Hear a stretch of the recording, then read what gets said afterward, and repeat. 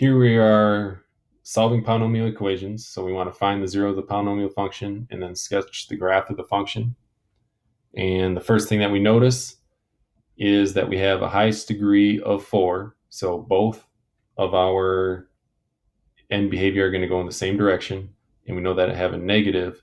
So when we get done, we think our graph is going to look something like this. So that's what we should expect our graph to look like.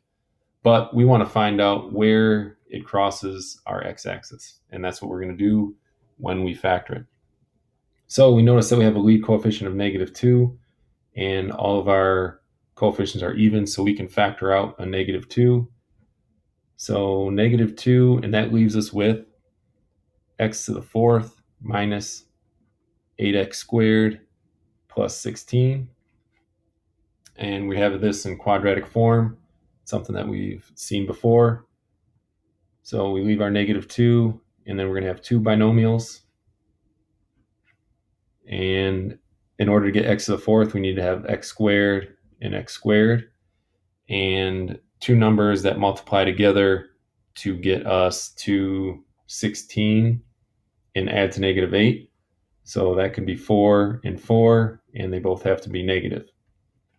Now we see that we have a difference of squares here, so we can refactor that, and we can say 0 is equal to -2. And our first difference of squares is square root of x squared is x, and square root of 4 is 2. And we have to do the conjugate pair. And then we can do our second binomial. Square root of x squared is x, square root of 4 is 2, and we know that we have to have a conjugate pair, so negative and positive.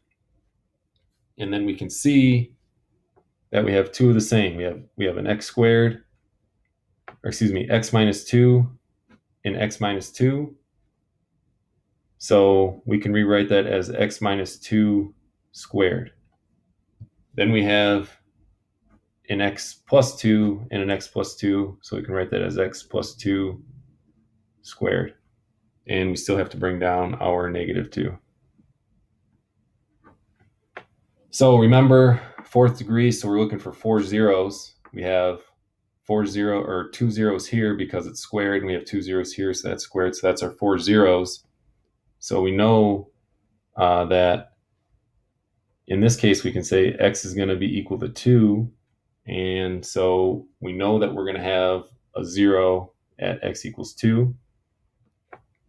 And here we can say that we know that x is going to be equal to -2. So we know that we're going to have a 0 at -2. And then we know that our graph, we have to look at our end behavior, which we did earlier.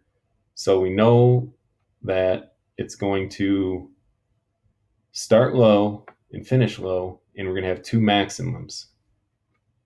On this case, we know that they're going to go up and touch and be tangent to, but not cross, because both of these have a multiplicity of 2. And so we know that we're not going to go past that when we go to graph it. So we're going to start low, we're going to go up, we're going to be tangent to, then we're going to come back down, we're going to go somewhere down here. We don't know exactly where, but we really just want to look at the zeros. And then we're going to come back up and touch and be tangent to, and our end behavior is going to end in the same direction.